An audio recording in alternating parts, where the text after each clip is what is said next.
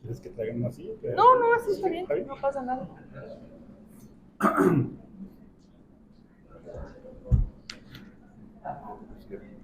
No, no, estoy bien así, no importa.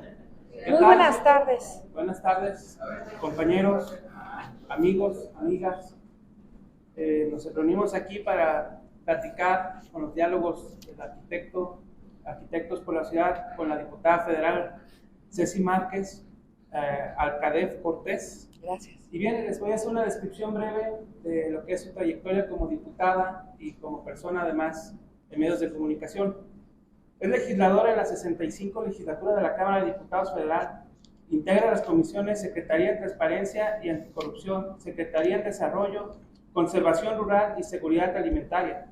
Integrante de Salud, ha participado como integrante en Presupuesto, Hacienda, Finanzas, Vigilancia de la Auditoría Superior, Recursos Hidráulicos, Ganadería, Seguridad Nacional, Justicia, Juventud, Seguridad Social, Energía Electoral Presidencial del Grupo de Amistad de la República de Corea.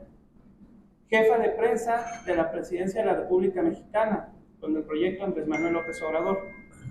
Periodista, conductora, directora editorial, jefa de información.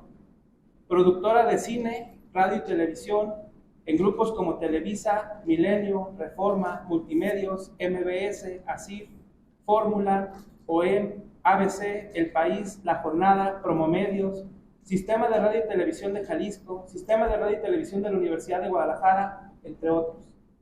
Coordinadora de Comunicación Social, Prensa y Difusión Científica, consultor de imagen, relaciones públicas, MKT, publicidad, conductora, periodista, jefa de información y columnista y artista plástica.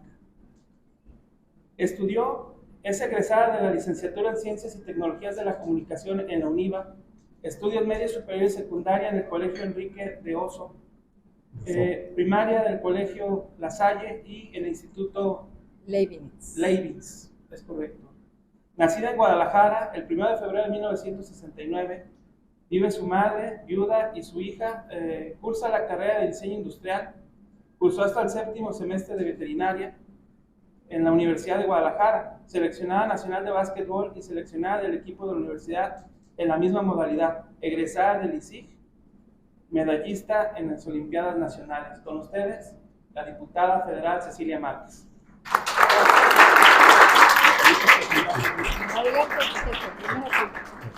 Y también agradecer la invitación del arquitecto Carlos Enrique Martínez. Gracias.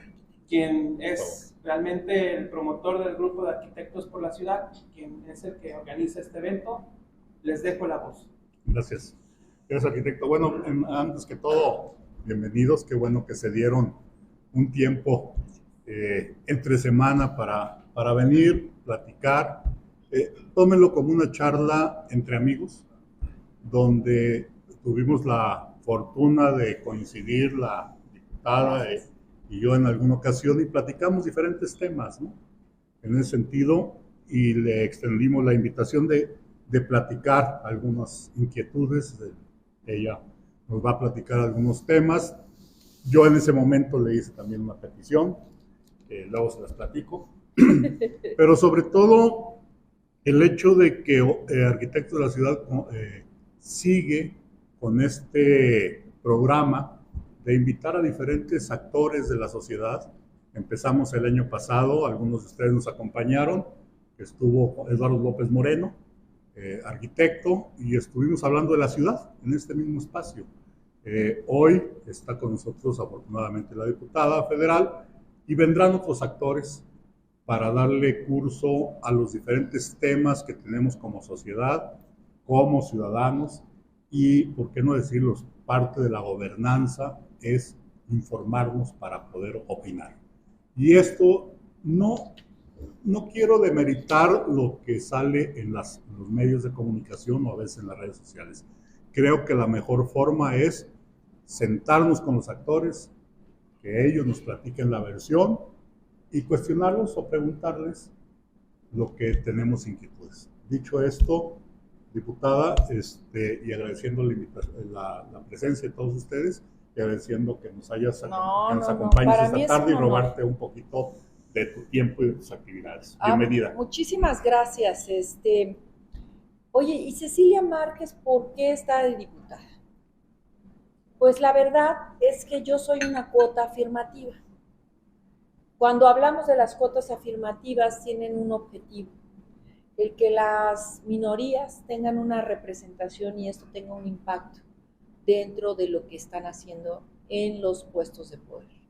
Yo soy esclerótica sistémica, tengo una participación de una gran médico en mi vida, una científica mexicana que seguramente va a obtener algún reconocimiento internacional muy pronto, y yo soy parte de un protocolo médico que llevo y que esto me permite tener una normalidad. Pero además me ha permitido no solo ser secretaria en anticorrupción y transparencia, secretaria en seguridad alimentaria y agro, e integrante de salud, sino participar en muchas otras comisiones en las cuales tengo un interés extremo. Todo lo que tenga que ver con que los ciudadanos y las ciudadanas tengan seguridad, y estoy hablando seguridad alimentaria, seguridad de salud, seguridad territorial, que luego de repente esto no lo visualizan algunos, y yo sí considero que es importante, seguridad hidráulica, que también hay algunos que no lo visualizan, y yo creo que es parte de las soberanías que uno tiene que salvaguardar para que uno viva en sociedad adecuadamente. Seguridad, ojo, y esto es bien importante para mí, de conocimiento, que todos y cada uno de los mexicanos, desde los más pequeños hasta los más adultos, tengan la máxima información posible para que tomen decisiones o puedan tenerlas y crecer, ¿no? Otra de las seguridades que para mí es muy importante y que de repente la gente no visualiza es la seguridad de la justicia. Y la justicia estamos hablando no solo de lo que imparten los órganos que ya están establecidos, sino la justicia que hablamos de justicia elemental, del respeto de los derechos humanos, del respeto que tienen que tener los miembros de una sociedad y cómo nos desempeñamos en una sociedad, cómo evitamos las conductas antisociales o violentas y cómo nos conformamos como entidades donde puedan vivir la mayoría con felicidad, ¿no? Otra de las seguridades que para mí es muy importante y que de repente luego la gente no considera, habla de la seguridad cultural o intercultural. ¿Qué quiere decir? Pues que esta capacidad de valorar la cultura en sus varias manifestaciones y que siempre y cuando éstas sean que enaltezcan al ser humano. El humanismo, como muchos lo conocen, tiene que ver con cómo rescatamos al ser humano, cómo del individualismo lo conformamos en un ser social y cómo lo integramos para que en el respeto de las entidades de cada uno podamos convivir adecuadamente. La cultura es un bálsamo que no solo enriquece al espíritu, sino también enaltece la convivencia social. Y la cultura también está el deporte, porque esto es parte del desarrollo que tiene que ver con el ser humano. Y una de las cosas que para mí es muy importante es esta seguridad en salud. Si yo soy una enferma crónica degenerativa que tiene una excelente salud gracias a una gran científica mexicana que ha encontrado los apoyos adecuados para que muchos y muchas mexicanas estemos en una óptima salud, pues yo creo que lo peor que uno que tiene que hacer es promover que grandes médicos y médicas tengan lo necesario para aplicar la salud en todos los niveles y optimizar los conocimientos que se generan desde las casas de estudio. Y por eso siempre digo que el conocimiento científico es el mejor aliado de quien ejerce gobierno. ¿Por qué? Porque los que están en las casas de estudio toman su tiempo para especializarse en los temas y no escucharlos es como ser ciego, ¿no?, ante una realidad de alguien que es práctico. Y que los gobernantes tenemos que tener siempre a los y las mejores rodeando las decisiones que tomamos, porque no son de ocurrencias, ni tampoco de beneficios solo económicos, sino lo que tenemos que buscar es que el erario sea aplicado de forma adecuada, en tiempo y forma, pero también con el máximo beneficio al mayor número de personas. El estar en la Cámara de Diputados me ha permitido entender la importancia que tiene hacer leyes aplicadas con un máximo beneficio a los mexicanos y las mexicanas.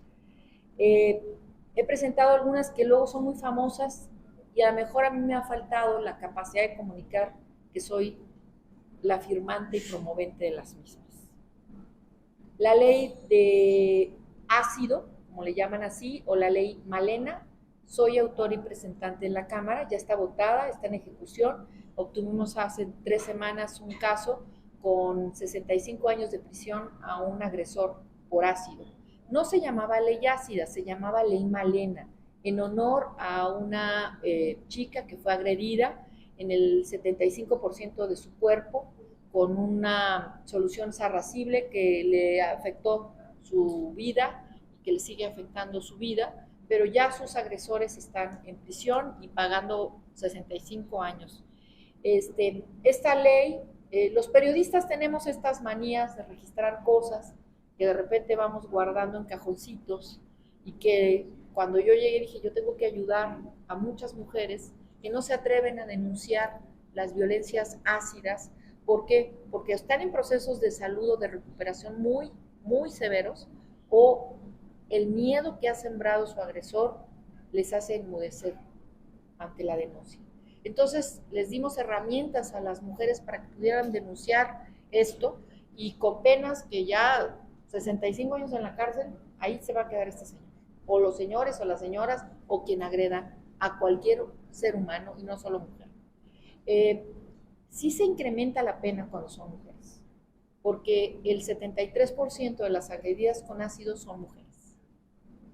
O sea, eso es muy fuerte. También cuando la agresión se hace en alguna de sus partes, que tiene que ver con su cara, sus brazos, sus partes íntimas, se incrementa también la pena, porque están intentando causarle el máximo desfiguro, la máxima afectación a esa persona. Entonces, esa es una de las iniciativas que ya están aprobadas y publicadas. Otra es la de violencia vicaria, y alguien me va a decir, ¿qué es la violencia vicaria? Es aquella agresión que hace tu pareja o tu expareja o la familia de tu expareja cuando por afectarte, afecta no solo tus bienes, sino a tus hijos. Y puede llegar hasta violentarlos, violarlos, agredirlos, alejarlos, alienarlos. Y eso se llama violencia vicaria. La violencia vicaria ya es penada, no solo es ejecutada para un solo lado, es ida y vuelta, pues hay que aclarar. Y esto ya también está clasificado por el Código Civil, por la Constitución mexicana, y hay una sanción para quienes son agresores de violencia vicaria. De la misma forma, presenté una ley que tiene que ver con la paridad en la propiedad social. Ustedes que son arquitectos lo entienden mejor que yo.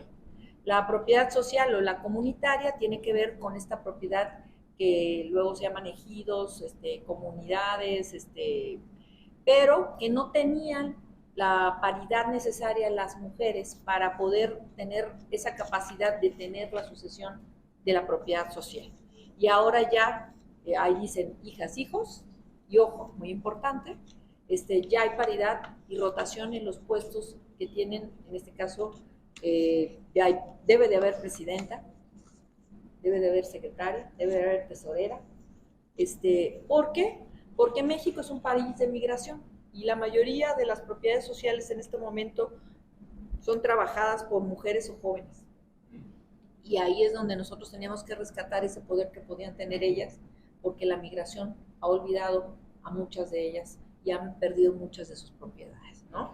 Bueno, pero yo vengo a hablar de un tema que es para mí muy importante: la transparencia, la corrupción, y cómo vencemos la falta de transparencia y cómo vencemos la corrupción. Transparencia tiene que ver con que cada día los actos públicos sean no privados, sino que sean más públicos. Nosotros, los empleados del pueblo, porque nosotros somos empleados del pueblo, no somos ni jefazos, ni somos de otro nivel, no. Somos empleados, nos paga el erario. El pueblo paga sus impuestos y nosotros somos empleados del pueblo. Esto es bien importante. Para mí es una premisa. Y no tiene que ver con ninguna postura que no crea. Como periodista critiqué miles de veces a aquellos funcionarios que no estaban conscientes que el erario era quien le pagaba su sueldo y que él tenía que responder a la responsabilidad de su patrón, que soy el pueblo, no de un personaje en específico, sino de el pueblo, el bien máximo de la comunidad. Y para mí es muy importante que todo el ejercicio de todos los niveles tenga la máxima transparencia. Que ustedes sepan con quién me reúno en mi actividad, del horario desde la mañana hasta el final. ¿Y por qué motivo? Que ustedes sepan cuál es el presupuesto que yo ejerzo. Y también si pago o no pago impuestos. ¿Y cuántos pago? ¿Por qué? Porque sí, porque yo decidí ser un funcionario público y me requiere mi máxima transparencia. O sea, no es porque yo soy pública, no me voy a publicar, no, tengo que tener la máxima transparencia, porque soy funcionario de lunes a domingo. No es que se me acabe el saco, me lo quite, me lo ponga y ya me vaya a dormir y se me acabe, ¿no? Soy funcionario 24/7. Y por eso es importante para mí que todos y cada uno de los funcionarios en México entiendan eso. Y yo lo exijo. A ver, compañero, ¿qué estás ejerciendo el presupuesto? Explícame qué hiciste con esto. Los diputados federales tenemos injerencia en el presupuesto federalizado. Pues para que sepamos, el 98% del presupuesto que llega a Jalisco es federalizado, porque este estado es de los que menos recauda, el 1.9% de la recaudación nacional.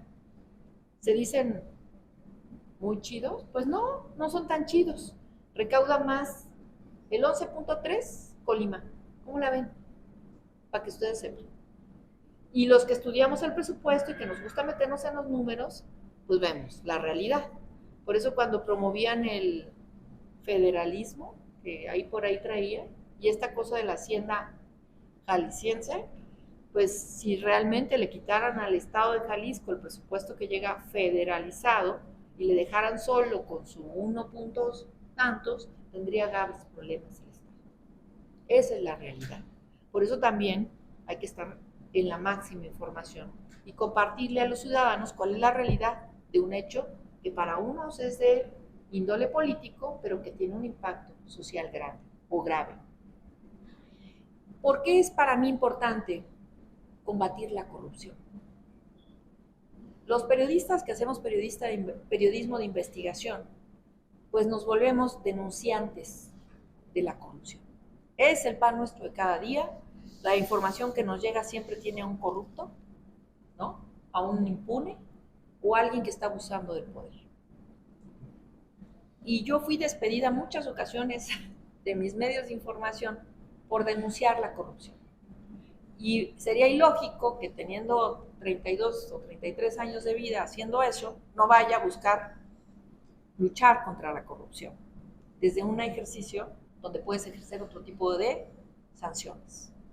Y pues lo primero que quise, me apunté, busqué la presidencia de la comisión, pero bueno, le tocaba al PAN, Romero Hicks es el presidente, yo soy secretaria en la comisión, pues ejecuto ahí y he ordenado auditorías que son de alto impacto. Para mí sí es importante que ustedes supieran, por ahí tengo, Rubén, ¿andas por allí?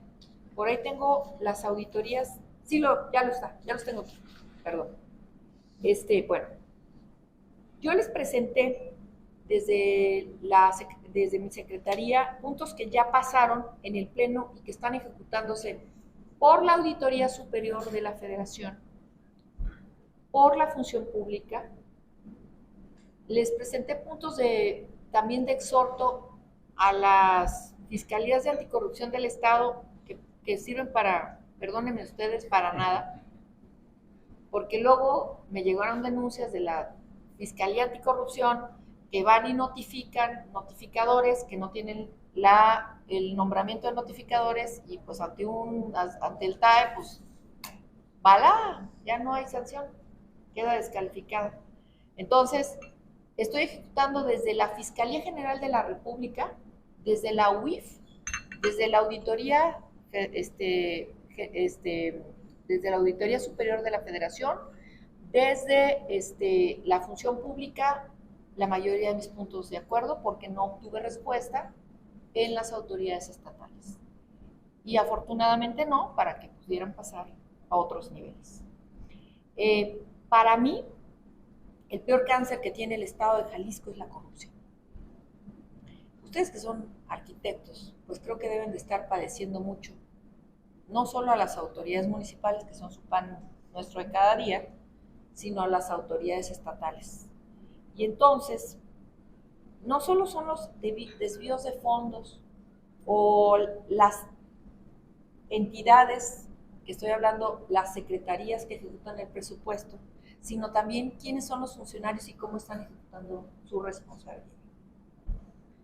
El Estado de Jalisco tiene preso a los ciudadanos de funcionarios que los extorsionan constantemente en cualquier trámite, el más mínimo.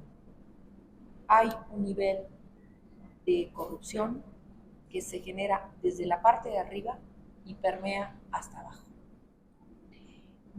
Las irregularidades que se han presentado han creado cárteles, y yo les llamo los cárteles de cárteles, porque no son los malos estos, ¿no? Sino son cártel hídrico, gente que guachicolea con el agua y que se la roba. Cártel inmobiliario, que no son los constructores tradicionales que ya habían, discúlpenme, o ustedes, no. Son unos funcionarios que ostentando su puesto generaron inmobiliarias para obtenerse o adecuarse de terrenos de sabe quién, personas que murieron intestadas, niños que sus padres están desaparecidos, ancianas, ancianos, personas que, me enteré de aquí, y apropiarse de esos terrenos y hacer grandes edificios. Y hay inmobiliarias muy grandes que se están beneficiando de esto y que tienen como miembros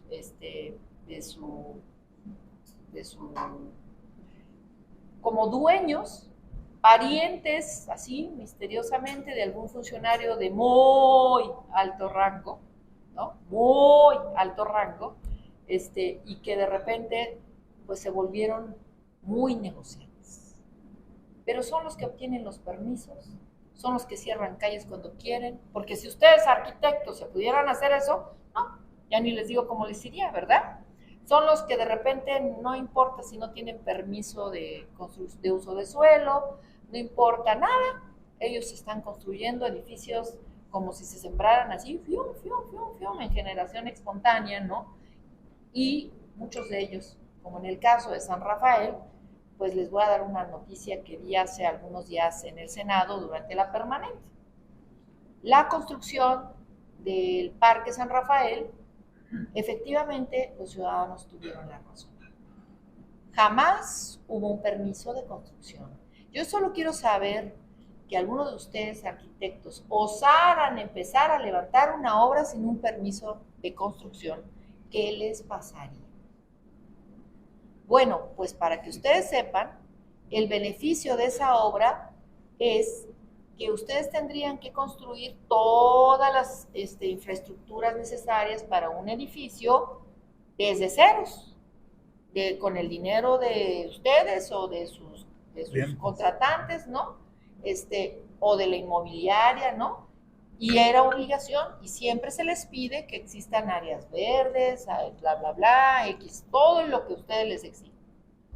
Pues ahí que creen que con dinero del erario, del CIAPA, del ayuntamiento, están haciendo todo, la infraestructura hidráulica, a ese número de edificios que van a ser 17, y que ya hay 2 construidos. No es que se esté haciendo un colector, no. Es dinero federalizado, para desgracia. Y como hubo una mentira ante un juez federal, mintieron las autoridades municipales de 2 administraciones, mintieron las autoridades estatales, también las del CIAPA, mintieron, fíjense bien, declararon con falsedad ante un juez federal, va a haber consecuencias graves. va a haber consecuencias graves, porque emitieron o dijeron en verdad a un juez una mentira. No había nunca un permiso de construcción.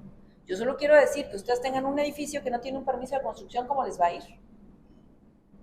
Pues, ¿qué creen? Que no había. Y además utilizaron dinero del erario para hacer la infraestructura de ese grupo de edificios.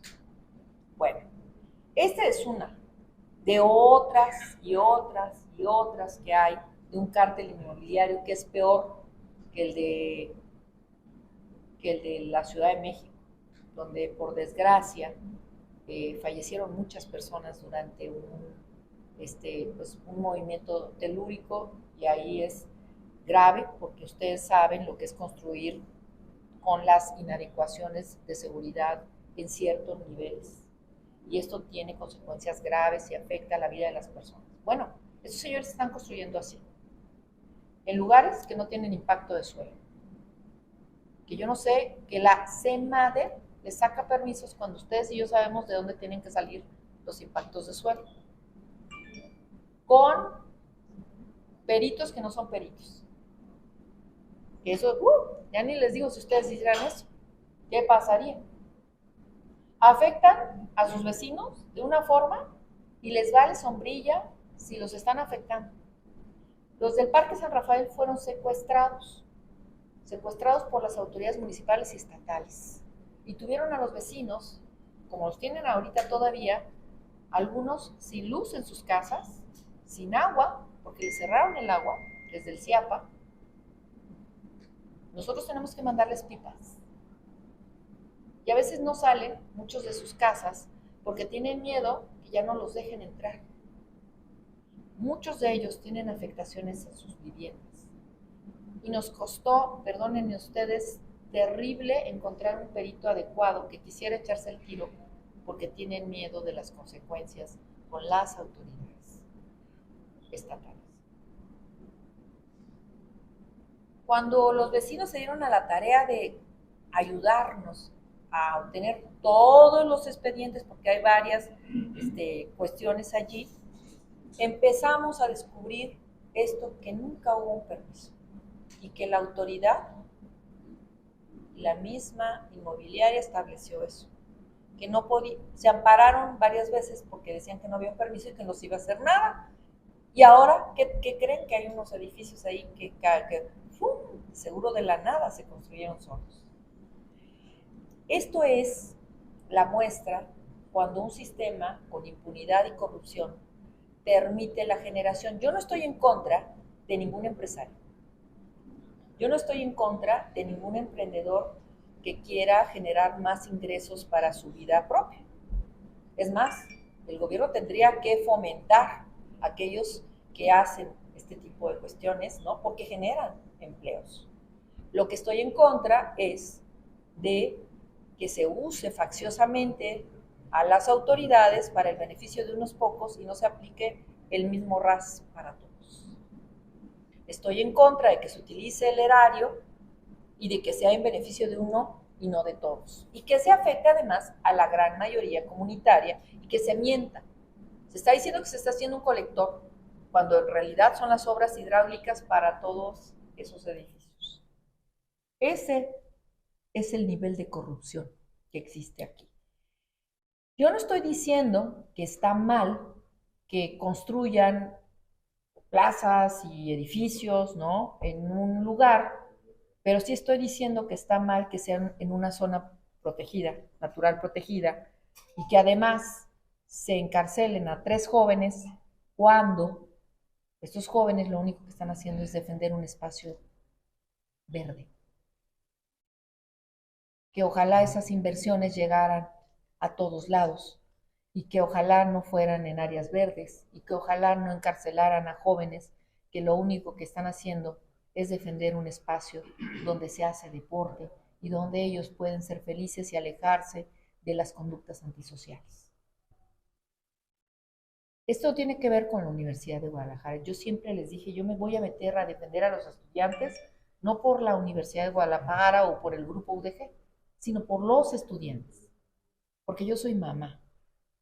Soy mamá de un estudiante y no me gustaría que porque está defendiendo a los seres sintientes, la metieran a la cárcel, cuando está haciendo una lucha que todos y cada uno deberíamos de hacer diario, el defender la sustentabilidad de nuestros entornos, que es vital.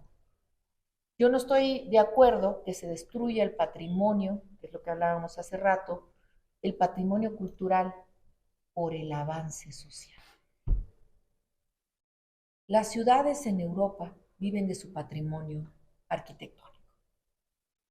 Las chimeneas blancas viven de la conservación de esos espacios creados por hombres y mujeres talentosos como ustedes, que le dan no solo un bálsamo al espíritu, sino también nos recuerda de la grandeza del ser humano en todas sus épocas. Estoy en contra de que se afecte el patrimonio cultural e histórico en pos del avance social o de la modernidad, ¿no? Porque se puede tener modernidad, pero se demuestra más cuando respetas tu cultura, tus orígenes y te recuerdas que esa grandeza fue de alguien y de algunos que tomaron tiempo en construir eso y que es parte de tu pasado y que habla también de qué futuro tienes que tener. Quien no respeta el patrimonio, no respeta nada, porque entonces se afecta a sí mismo, se olvida de su origen.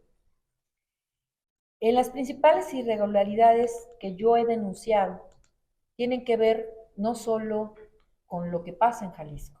Yo denuncié el fraude de Segalmex. Y él me dice, ay, Ceci, pero eso es de la cuarta T, ¿cómo te atreves? ¡Qué bárbara! ¿Saben qué? Que cuando el presidente lo vio, se enteró, ¿saben qué dijo él? Adelante con todo. Es mentira que encubre a alguien.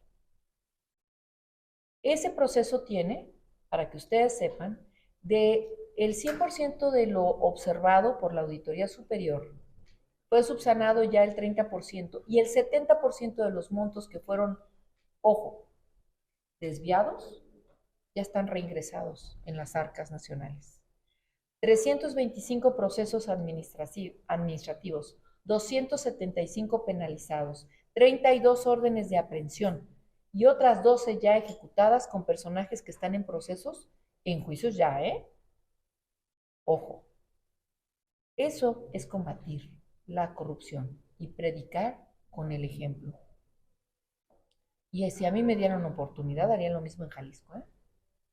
Por piedad. Ya estuvo bueno de que existan funcionarios que entran sin nada y salen millonarios. Ya estuvo bueno que se aprovechen de su puesto para hacer solo negocio en lugar de hacer lo que les compete. Su responsabilidad, cumplirla en tiempo y forma. Ya estuvo bueno que también estemos teniendo un cártel del erario. Hombres y mujeres, que de verdad yo no entiendo, o sea, cómo salen. O sea, yo las veo que llegan con unas bolsitas rotas y al rato me salen con unas que cuestan 90,000 pesos. Y traen unos zapatos que yo digo, no, pues yo lo veo en las revistas de super lujo. O en camionetas de esas que tienen una cosita así con un circulito, ¿no? Una estrellita. Y choferes y joyas y así hombres y mujeres, ¿no? No comprendo todavía este afán, porque uno puede tener una vida digna con el sueldo que percibe, sin necesidad de perder o de sangrar el erario, porque no está pensando que no es su dinero, es el dinero del pueblo, es el dinero de todos. Y para mí es muy importante esto. Jalisco es una de las entidades que más observaciones tiene por parte del auditor superior. Y hay mucha corrupción en la auditoría superior, tampoco crean que son así, hay unas damas de la caridad, no, no. Pues a fuerza de golpeteo han tenido que hacer su trabajo. Y Jalisco es de las entidades que más observaciones tienen. Lo supera Tamaulipas y ya les estoy diciendo mucho, para que me entiendan, con el señor Cabeza de Vaca. O bueno, él es gobernador Cabeza de Vaca. Jalisco es de las entidades más observadas en el 2019, 2020 y seguramente va a ser de las del 2021 y 2022. Solo en el 2019, Jalisco tuvo que regresar 11,543 millones por un mal ejercicio. Imagínense si ese recurso fuera bien aplicado, ¿a cuántos hubiera beneficiado? Otra de las entidades con mayor observación es la Universidad de Guadalajara. Tuvieron que devolver 10,647 millones de pesos. Y les voy a decir una cosa. A partir de esta legislatura le solicitamos al presidente ejecutara mayor presupuesto para la Auditoría Superior. Y a municipio que es auditado, se le continúa auditando cada año, ¿eh? Y no es que lo vamos a rolar, no, te sigo auditando. Y ya hay una mecánica de auditoría con un sistema de administración si tú quieres bajar recursos. Muchos municipios no han podido recibir apoyos. ¿Por qué? Pues porque no tienen su cuenta pública, o sea, correctamente en respuesta en tiempo y forma. Si tienen deudas con alguna entidad, CFE, agua, no van a recibir su apoyo. ¿Por qué? Porque tienen que estar bien, tener pagado todo. Si una entidad se endeudó inadecuadamente, también recibe una calificación por la Secretaría de Hacienda y eso no le permite entrar en un apoyo de recurso por el mal ejercicio. Pero ese funcionario, el presidente municipal, los regidores, van a ser revisados por la UIF para saber dónde está la bolita. Ojo, ¿dónde está la bolita? También el mal uso de las instalaciones han sido motivo de una auditoría. Por ejemplo, si yo rento un edificio y no reporto ese dinero, a ver qué hiciste con ese dinero. ¿Ah? Hay un funcionario que dice, pues aquí yo rento cabañas, ¿no? Y vamos a ver. Pero si yo apoyo un evento de un boxeador y le pongo una lana, yo le pregunto al gobernador cuál fue el beneficio real para los ciudadanos y me lo tiene que comprobar. Y si no me lo comprueba, tiene que regresar ese recurso.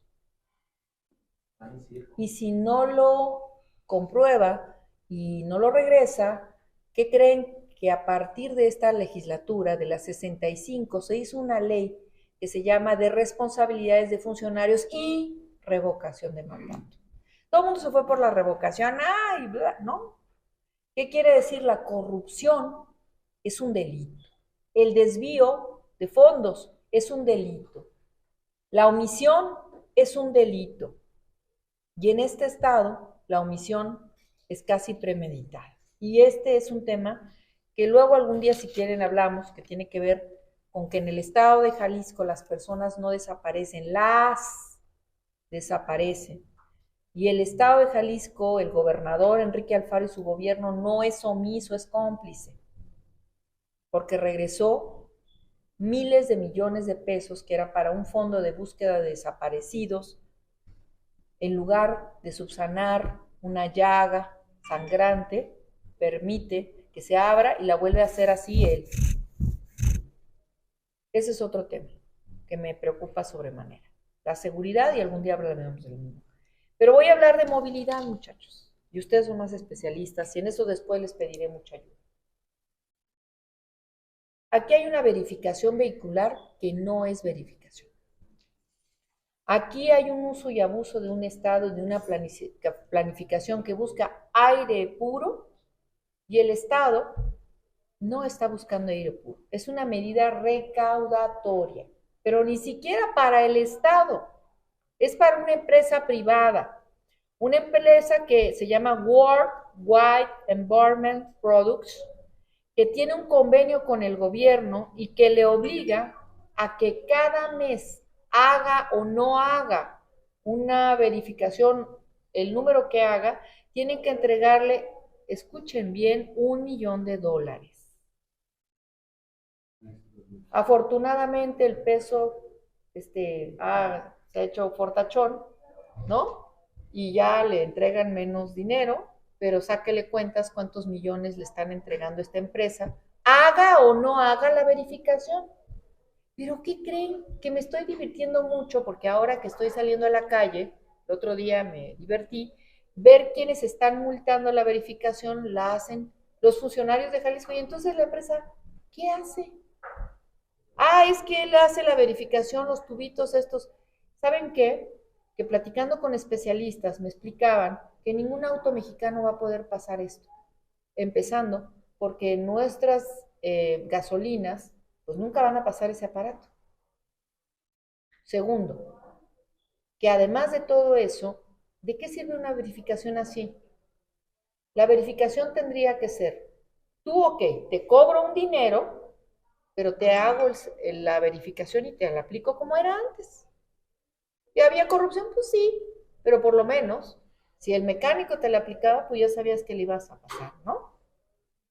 Segundo, ¿cuántos autos de patrimonio, que es lo que estábamos platicando, no van a pasar esa verificación? Pues nunca, nunca, porque esos motores fueron hechos de otra forma. Pero además me pregunto, ¿qué la movilidad no afecta en el entorno del aire cuando se reducen vialidades, cuando las cargas vehiculares son de incremento, cuando el transporte comunitario es deficiente, cuando las cargas o las rutas circulan por la misma ruta del transporte que mandaste construir? Es una tontería. Tendrían que ser alimentadoras. ¿Quién diablos en su mente está creando esto? ¿No? Pues alguien que le da líneas a sus cuadernos de raya, a sus cuadernos, a sus cuates, pues para enriquecerse, ¿no? O que se las dan a alguien, pues para crear su propia línea en algún municipio, sea del color que sea. Aquí, con el perdón de los perdones, yo no perdono a ninguno. Y lo que sí digo es que ¿por qué no hablan con los arquitectos y con los especialistas de movilidad para que realmente lograran bajar la carga de contaminación? ¿Por qué en lugar de destruir entornos verdes, porque también los entornos verdes tienen que ver con ustedes, con los arquitectos, y generar más espacios de convivencia social, por qué los derribas y por qué los terminas y los llenas de estupideces de maderita? ¿Por qué no generas más áreas verdes, más áreas de deporte, donde existan esos espasmos, ¿no? Donde la naturaleza pueda tener convivencia con el ser humano, y eso aminora la contaminación también. Y en lugar de estar dando vales a unos poquitos, que son rentables en votos, le entregas vales a todos y cada uno de los niños y niñas, adolescentes y estudiantes que haya, y así también a los adultos mayores, para que utilicen menos los vehículos de uso unitario. Está muy bien que pongan bicicletas, pero ¿a qué brillante se le ocurrió ponerlos en las principales arterias, donde vas a restringir un solo, ¿no? O dos carriles, porque los estacionamientos valieron, pues a uno que no tiene sentido común? Yo no soy arquitecta, yo nomás veo el sentido común, ¿no? Algún brillante, ¿verdad? Filósofo. Un filósofo, pues de filosofía no entiende ni madre, porque la filosofía se hizo para entender la vida y mejorar. Entonces, para eso estoy hablando, ¿no? Que haya una multa de 1,700 pesos y que haya un auto que jamás lo vaya a pasar, pues pobre persona que trae su automóvil, pues ya va a entrar en un estrés, como ya estábamos platicando hace rato. En realidad, les voy a decir una cosa. Estoy buscando la forma legal porque el Congreso del Estado fue omiso. Los diputados y las diputadas del Estado de Jalisco podrían haber tirado esta ley en un periodo de un mes. y no lo hicieron. Los diputados y las diputadas del Estado de Jalisco podrían haber tirado la ley de no paridad electoral y no lo hicieron.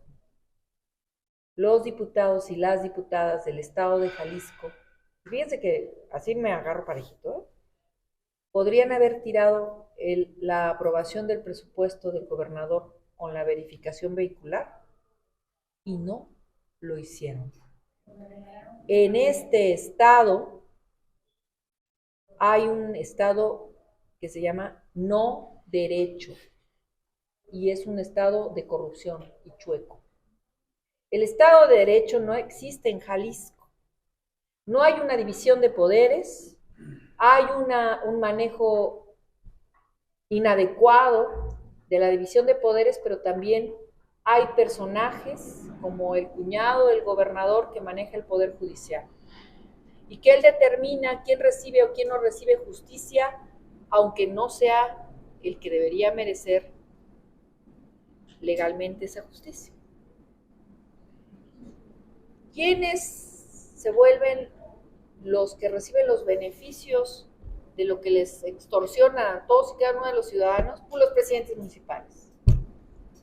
Y ahí es donde sacan sus fondeos para sus campañas y todas estas cosas, ¿no? Y no, a mí no me des dinero, pero si quieres tú, cómprate unas 100 sillas y yo digo cuándo las regalamos, ¿no? Para que salga en la foto y la madre, ¿no? Y diga, ay, mira qué hombre tan humano, ¿no? Y así. Y entonces se disfrazan de luchadores, de futbolistas, ¿no?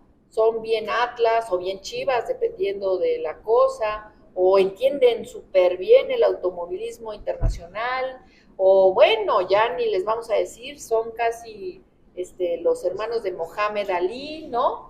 Y bueno, y le montan shows. Arquitectos y arquitectas y arquitectos. Lo primero que necesita Jalisco es recuperar su Estado de Derecho. Que todas y cada una de las entidades tengan por separado los poderes y que los municipios hagan su trabajo, den servicios de calidad y que no se vuelvan extorsionadores particulares de los ciudadanos. Que den seguridades, como ya las mencioné, cuáles son las importantes, pero además que nosotros, los diputados, hagamos nuestro trabajo. Y para mí es un orgullo decir, a Jalisco he cumplido y voy a seguir cumpliendo. Y ojalá algún día pudiera tener otras responsabilidades y cambiar la realidad de mi estado. Gracias.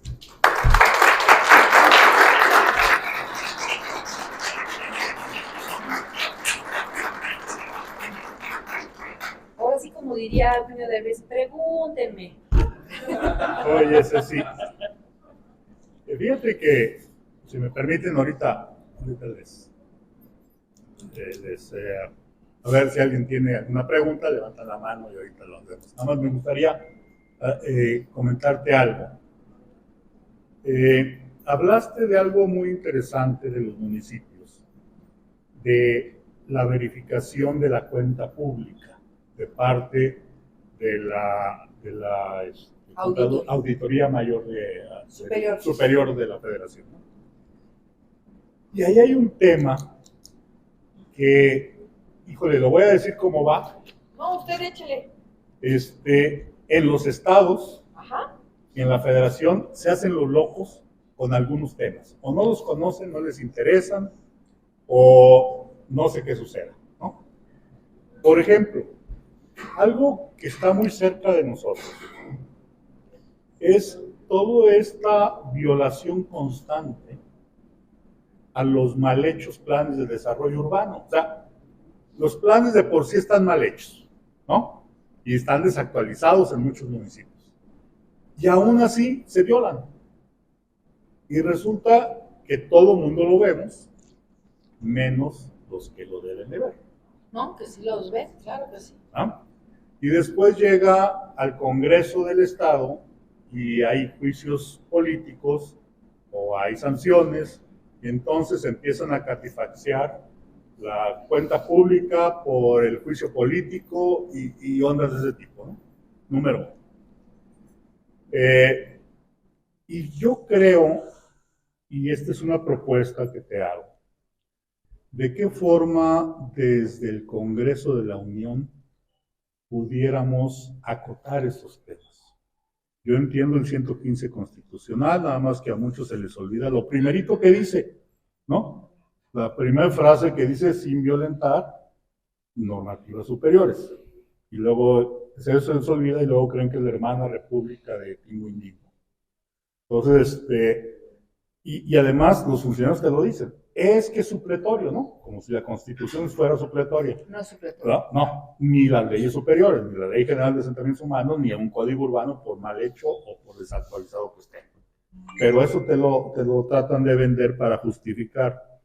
Pero yo creo que sí deberíamos de tener, así como se observan las cuentas públicas y del gasto federalizado, deberíamos de tener algunos mecanismos que creo que la Ley General de Asentamientos Humanos, Ordenamiento del Territorio y Desarrollo Urbano ya contempla algunos aspectos y que ha sido censurada por injerencia de la Federación, ¿no? Pero la realidad es que si te pones a ver, y los que vivimos de estos temas, dices de qué otra forma lo puedes auditar, controlar o conducir. Pero el otro tema que adolece en estas leyes es, y si no lo haces, ¿que te doy un coscorrón? ¿O qué hacemos, no?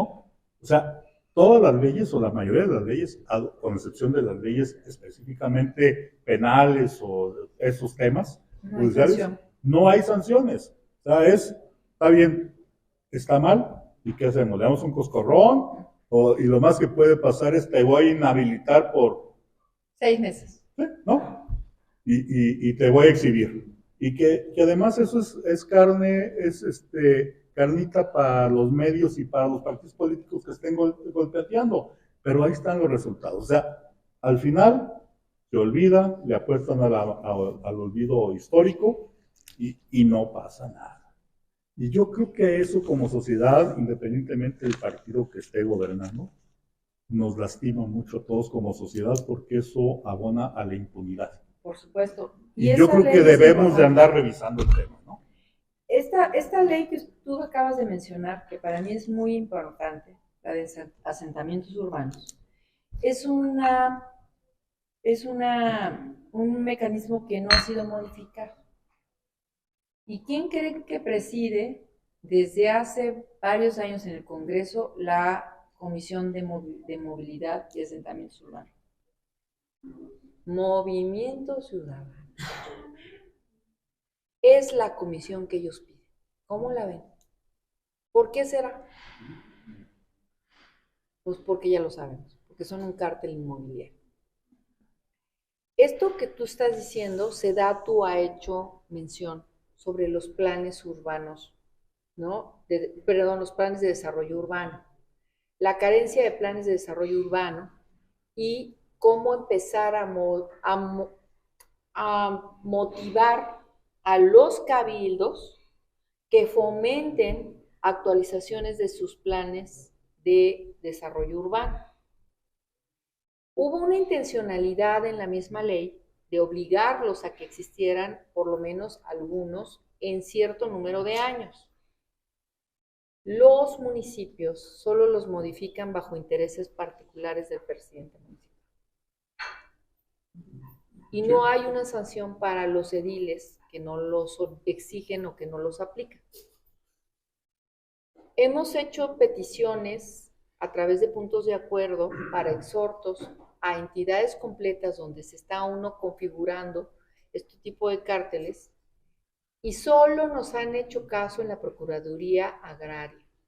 ¿Qué quiere decir? La Procuraduría Agraria sí ha sido muy exigente, ¿no? En qué pasa luego al INSUS, porque ustedes le entienden mejor a estas cosas, y qué queda dentro del ámbito de la propiedad social. Afortunadamente tenemos un gran procurador agrario nacional y grandes delegados pero tenemos pésimos funcionarios en el Registro Agrario Nacional y pésimos funcionarios en el INSUS en registros. Yo creo que ustedes los padecen feliz y felizmente. Se argumenta que es por carencia de presupuesto. Este año el Congreso sí está dándoles recursos para iniciar una actualización de los padrones de cada una de esas dos instancias que tienen que ver con ustedes. En base a una iniciativa que presentó el diputado Mario Carrillo, que es de Puebla, que tenía que ver con la capacidad que tenían los estados para revisar propiedad en todos los niveles. Propiedad social, propiedad privada, propiedad comunitaria. Y entonces esto ya va a tener algo. Por desgracia, para nosotros, la pandemia, pues nos reculó a desviar ciertos recursos que iban para otros lugares, y a veces esto de las actualizaciones y bla, bla, bla, pues sale primero, ¿verdad? Es así de, los sentimos. O salvamos vida o hacemos actualizaciones de archivos y tecnología. Entonces, pues por ahí va también. Este capítulo no creo que salga ya en esta administración. Les hemos planteado a todos y cada uno de los suspirantes, ¿no? Por lo menos de nuestro lado, de nuestras, como le llaman, corcholatas, que para mí es muy despectivo. ¿Por qué? Pues porque son los hombres y las mujeres que están aspirando a dirigir nuestro país. Y estos hombres y mujeres se les ha planteado, nosotros los legisladores tuvimos reuniones con todos ellos y les dijimos, pues está bien chido que quieran ser, pero ¿saben qué? Que tenemos carteras pendientes. Carteras pendientes que necesitamos que participe el Ejecutivo y también el Legislativo y también el Judicial. Y también ellos a su vez nos pasaron nuestra bolita y nos dijeron, quedaron pendientes esto y esto. Precisamente los asentamientos urbanos y rurales, tenemos que meternos al tema. Por desgracia, hay que hacer una reforma profunda a la ley agraria nacional. Y esto sí requiere de derogar el artículo transitorio que se hizo en el 95, donde se pone en riesgo la propiedad social y se desvía el origen de la misma. Y esto nos ha hecho perder áreas nacionales protegidas, ha afectado gravemente la sustentabilidad y nos ha puesto en el marco de riesgo de, ojo, y esto es bien importante, del cambio climático. Entonces, sí se tiene que hacer. 2, otra ley que tiene que ver con ustedes, Ley Nacional de Aguas, ¿no? Sí se intentó, pero son tantos los intereses que están peores que las del huachicol de la gasolina. Es en serio. Y hay empresas privadas, monopolios internacionales, que son los principales huachicoleros. Así como hay de la luz, hay del agua, que dicen que es para uso rural y lo usan para uso industrial, que dicen que no perforan y ya llegaron hasta la China, que nosotros nos estamos bebiendo leche de algunas marcas que tienen cianuro, y no les sorprenda que por eso nosotros tenemos problemas gástricos o de intolerancia láctica. O sea, es cierto. Y sí es otro renglón que se tiene que trabajar, y desde lo legislativo y también en lo ejecutivo. Otro renglón es cómo coayudamos al crecimiento organizado y adecuado de las urbes o de las zonas metropolitanas, pero también cómo no olvidamos a las zonas rurales para su crecimiento posterior. Y es otro renglón que creo que tendrá que trabajar la próxima administración con colaboración de los que saben de eso. Ustedes saben que hay un arquitecto al frente, lógicamente, en Meyer, y es un joven muy talentoso, que se ha concentrado en el rescatar los espacios públicos de convivencia social, pero también conscientes de que hay que hacer un poquito de tru-tru en el tejido social. pero son carísimos estos rescates. O sea, alguien podría decir, no, claro, eso es bien para. No, pues no es comprar banquitas y poner luces, ¿no? Es algo que requiere también de hasta de la idiosincrasia de cada comunidad, de cómo vas, no a envilecer con magna obra algo, sino a enaltecer el entorno comunitario.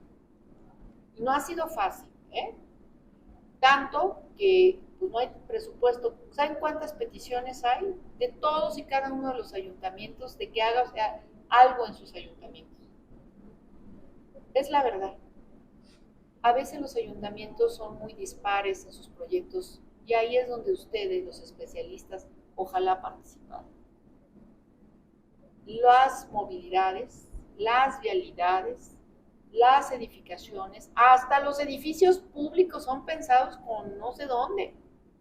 Edificios médicos que no cabe una camilla, que yo no sé en qué arquitecto le pasó por la vida hacer eso. Si es que hubo arquitecto, y tengo que defender el gremio. Pues por eso. O bueno, ya ven que los títulos los se vendían en sabe dónde. Sí, ¿no? sí. Ándale, exacto. Tema. O lugares que son inadecuados para las personas con discapacidad. Les voy a ir avisando, muchachos.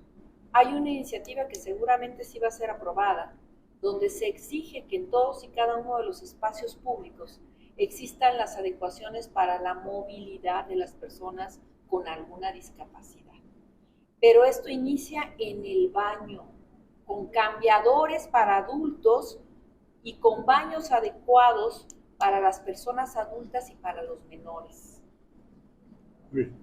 ¿Por qué? Porque las personas con discapacidad, cuando se tienen que cambiar su ropa o su pañal, pues lo tienen que hacer en el piso, en un baño público. ¿Saben lo que eso significa? ¿Saben lo denigrante que es eso? ¿Saben lo que afecta? Bueno, pues ya hay una ley así y creo que va a pasar, porque el presidente recibió a un chico, Isaac, que es de aquí de Jalisco, que le hizo una petición, 2 peticiones. Una que ya aparece en el libro de texto actual y otra que tiene que ver con los cambiadores para personas adultas. O sea, creo que va a pasar. Y es una información que les voy compartiendo de primera mano. Pero segunda, que CONACYT está estudiando cómo poner adecuaciones en los edificios de patrimonio cultural sin que afectes el patrimonio. Son ingenieros muy jóvenes y talentosos, muchachos arquitectos, empiecen a ver esta posibilidad de cosas que se muevan, que se pongan, que se adecúen, que sean baratas y que se puedan generar en los espacios de patrimonio y que puedan permitir la movilidad de las personas con alguna discapacidad. Entonces, son muchas cosas que yo creo que sí tenemos pendiente. Pero yo diría, Jalisco es tierra de talentosos y talentosas, de hombres y mujeres poderosos que han demostrado a lo largo de nuestra historia sus talentos. Arquitectos, pintores, pintoras, escritoras, autoras de música, cantantes, cineastas, directores, deportistas, industriales, ¿no? No solo tendríamos que ser gigante agro y de pelearnos con Sinaloa, ese título, deberíamos de ser gigante agro del mundo, porque tenemos todo, tenemos todos los climas, tenemos todas las posibilidades territoriales, tenemos todo de comunicación. Jalisco no tendría que ser nada más de vez en cuando la capital de la lectura o la del cine. Tendríamos que ser la capital de la cultura porque hemos aportado al patrimonio cultural mundial próceres que son ejemplo hasta para los más famosos artistas o que se venden en millones, como lo dijo alguna vez algún pintor norteamericano de José Clemente Orozco. Y Jalisco tendría no solo que ser fuerza deportiva en las Olimpiadas Nacionales o de vez en cuando dar chispazos de canelita, como le llamo yo, porque es más el esfuerzo de las familias por impulsar a estas jóvenes y jóvenes de todos, mujeres y hombres, sino tendría que ser el generador de espacios para que muchos de estos jóvenes, de forma masiva, no solo hicieran deporte desde los niños, sino que fueran y se ubicaran como estos talentosos hombres profesionales del deporte. También tendría, en mi opinión, que impulsar más dos ramas. Jalisco es tierra de mujeres poderosas. De mujeres poderosas que a veces, en el olvido de la historia, no son mencionadas y solo se les hace esculturas a algunas que les platican alguna enseñanza, ¿no? No solo somos madres abnegadas y defensoras, somos profesionales, somos mujeres que entregamos en casa y en el trabajo tiempo de sobra y además lo mejor de nosotras. Hay científicas, hay docentes, hay empresarias, hay emprendedoras, hay también funcionarias de muy alto nivel. Y no es por demeritar, porque yo creo que los estados tienen que tener hombres y mujeres dispuestos a participar, sino también tenemos que rescatar que estas mujeres a veces han sido olvidadas. El estado de Jalisco tiene la mayor desigualdad de sueldos entre hombres y mujeres, y uno podría decir que es Chiapas o Oaxaca. Una mujer por el mismo trabajo en Jalisco gana el 65% de lo que gana un varón. Cuando uno podría pensar que eso pasa en Chiapas o pasa en otros lugares. No, pasa aquí, en una entidad que es poderosa en el discurso nacional, económicamente hablando. Pero también creo que llegó el momento en que agarremos y nos unamos de las manos y digamos, hombres, mujeres, jóvenes, niños, adolescentes, tenemos que jalar para el mismo lado. Este tiene que ser un estado de seguridad y paz. Es lo primero que tenemos que sembrar, paz. Porque si no tenemos paz, no tenemos salud, no tenemos nada. Y llegó el momento de que cambiemos la historia, que cortemos los hilos de corrupción, que no seamos reconocidos por ser una tierra de traidores, con Huerta y todos ellos, ¿no? Sino una tierra de creadores. La mexicanidad nace en Jalisco. Y eso es para sentirnos muy bien. Somos tierra de arquitectos de reconocido internacionalmente, que tienen que emigrar a veces a otros países, por desgracia. Pero también somos una tierra que requiere despertar.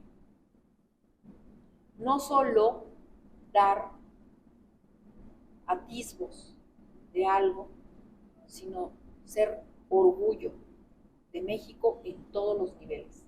Que no seamos el número uno de problemas renales por la contaminación del agua y que la mayoría de los afectados son niños. 8,800 niños mueren por la contaminación del Lerma Chapala. Y son nuestros niños. Solo el año pasado murió uno por día. Que no seamos solo los más violentadores de mujeres y niñas y niños. Que no seamos los que más impunidad tienen. Del 100% de los casos que se pasan al Poder Judicial, solo el 1% tiene un dictamen y la mayoría no tiene un dictamen, ojo, de justicia. Y menos de legalidad. Que no seamos el número uno de crímenes con un arma. Y que no seamos el número uno de afectación del patrimonio en todos sus niveles. Porque eso somos, ¿eh? Y a eso, imagínense nada más que el gobernador ordena que se maquillen los números. ¿Cómo estaríamos? Ya nomás con eso les voy a decir. Entonces, yo les agradezco. Si alguien más quiere preguntar algo, adelante. Arquitecto. Sí, buenas noches. Tengo dos preguntas relacionadas con el tema de ciudad. Mi pregunta número uno es si la ciudad, como todas las ciudades del país, tienen sus crecimientos y sus desarrollos, más sin embargo las vialidades que tenemos son pequeñas. ¿Qué significa justo lo que estabas mencionando, también así como hace falta más áreas verdes, pues más vialidad. Y sobre todo, ¿qué opinas? Esa es la pregunta. ¿Qué opinas de la falta de infraestructura de Jalisco? Pensaba decir de la ciudad, pero creo que es más correcto decir de todo Jalisco. Y sobre todo que, pues, llámese la puerta sur, la puerta poniente, en fin, que Jalisco es un punto estratégico de negocios a nivel nacional, que es una puerta hacia el norte y hacia el sur. Entonces, sin embargo, no tenemos la infraestructura suficiente y sobre todo, pues bueno, los mecanismos de los automóviles sí son complicados, las vialidades incompletas, en fin. Mi pregunta número 2 es el tema del agua. Creo que estás muy empapada con este tema del agua y bueno, tenemos mucha agua de rechazo o vamos a llamarlo así, de drenaje, que no tiene su cuidado necesario para poderla reutilizar. Entonces, ¿qué opinas de las plantas de tratamiento y del suministro adecuado del agua? Esa es mi segunda pregunta. ¿Alguien más? Adelante, arquitecto. Referente a lo que acaba de comentar con el tema del agua, creo que como arquitectos podemos hacer mucho. Sin embargo, las autoridades siempre se han quedado cortas. Yo me recuerdo cuando Francisco Ramírez Acuña era el gobernador y Claudio Sáenz David en ese momento era lo que es ahorita el director de CIOP.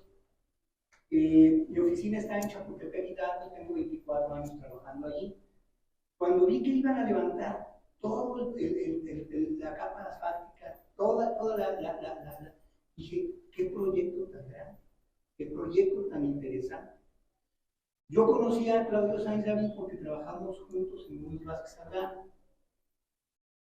Y fui con él y hablé con él y dije, oye, ¿por qué no vas a hacer pozos de absorción? No están por contrato. ¿Cómo? O sea, me di a la tarea de agarrar un plano y medir la calle de Chapultepec desde Avenida México hasta Washington y calcular de acuerdo a la precipitación fluvial que tenemos en Guadalajara cuántos pozos de absorción se necesitarían y cuál sería la captación para regresar esa cantidad de metros cúbicos de agua al subsuelo. Sí. O sea, si yo no quisiera limpiar y reutilizar, ya cuando menos regresa. No hay una sola alcantarilla en todo Chapultepec, desde Avenida México hasta Washington, ni en las esquinas laterales, cruce uno por Vallarta, cruce uno por López Cotilla, por Morelos, por cualquier caso. Entonces, creo que ese tipo de cosas que son pecados, a lo mejor no de falta de conocimiento, sino pecados de omisión de un funcionario público, pues cuando menos deberían de ser, si no castigados, sí señalados y decir, está bien, en el proyecto inicial no se contempló, pero ya que estamos haciendo todo esto, podemos implementar. Y ese costo no sería tan gravoso comparado con todo lo que hicieron. Adelante, maestra. Primero era Miguel, el segundo Mauro. Ay, perdón. Yo quisiera hacer como una reflexión en lo que decía diputada en relación a la salud y relacionándolo precisamente con los arquitectos. Bueno, se está pensando incluso en esta ley que ojalá sea aprobada de las personas con discapacidad para que haya una infraestructura adecuada para poder utilizar estas ciudades. Lo que yo digo es que no se está tomando en cuenta a la mayor discapacidad que existe hoy, no en Jalisco, en el mundo, la discapacidad social. Y empieza desde las casas de 4 por 4, creo que son 4 por 7 o algo así. De 40 a 60 metros cuadrados. Ahí empieza 35. La enfermedad de la discapacidad social. Pero también es en relación a los lugares en donde el cúmulo de personas pueden estar sin un lugar sano, promueven, ya no lo producen, promueve la discapacidad. Y entonces, en cuanto a la discapacidad social, que es la número 1 en el mundo, y que hace feminicidios, desapariciones, robos en banco, bloques, golpes a los niños, o sea, que es verdaderamente traumático, podríamos proponer desde el gobierno, desde la ciudadanía, desde el empresarial y sobre todo en unión, porque se habla de infraestructura, pues con este sector de arquitectos y obviamente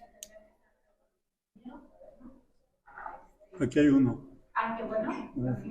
Lo invitamos para Se educarlo. avergüenza, pero ahí hay otro allá atrás Por también. allá atrás hay otro También también. los que diseñan el presupuesto, porque a lo que decía arquitecto, decía, bueno, es que ya no se hicieron.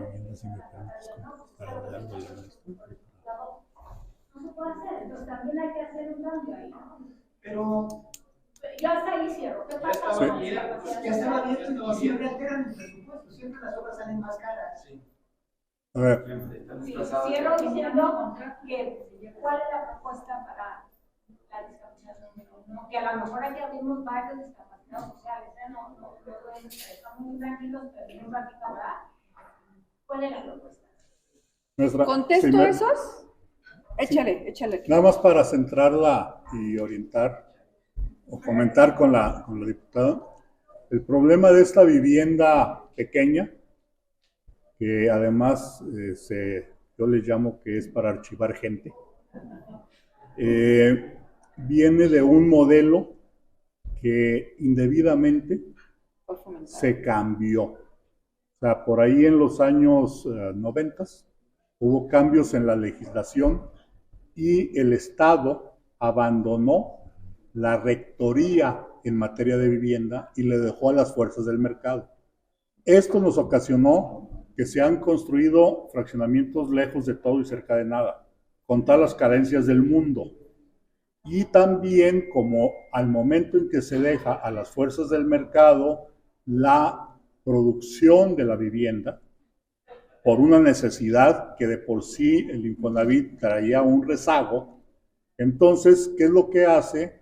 Primero va el aspecto eminentemente comercial y económico y parten al revés. Si a mí usted me habla y me dice, arquitecto, quiero hacer una casa, yo lo que voy a partir, lo primero que le voy a preguntar, cuáles son sus necesidades, los espacios, y a partir de ahí hago un presupuesto y llegamos a un X número.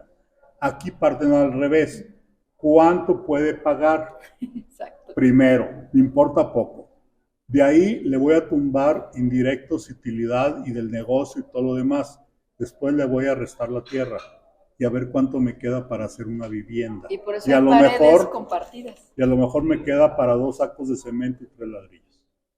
El modelo se cambió indebidamente. Yo soy un crítico de ese modelo, en ese sentido, porque los arquitectos, los que nos jactamos de ser arquitectos, estudiamos y vivimos para darle calidad de vida a las personas en todos los aspectos, ya sea en la vivienda, en un hospital o en lo que sea. Y desgraciadamente el modelo de vivienda que hoy en día está neoliberalizado. Es la realidad, esa es la palabra. Está dominando. Afortunadamente, yo he sido un crítico, y lo digo en frente de la diputada, inclusive de la 4T.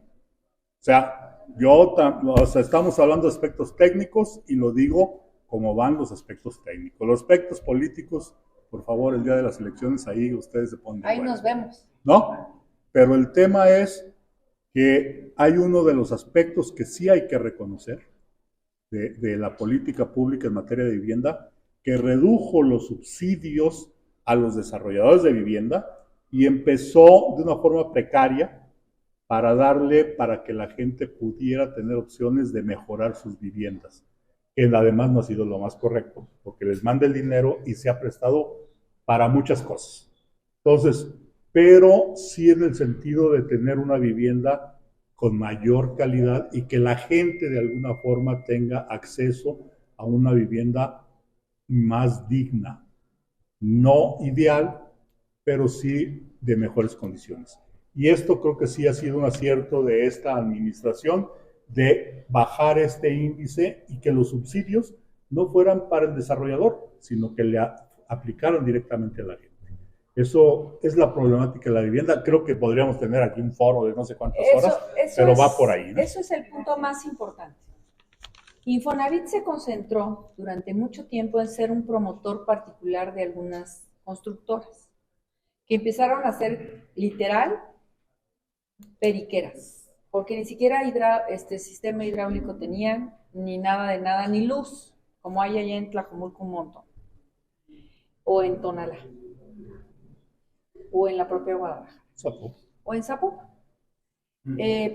El Infonavit, a petición de nosotros, de los diputados, al inicio de esta legislatura era, ¿cuántos millones tienes?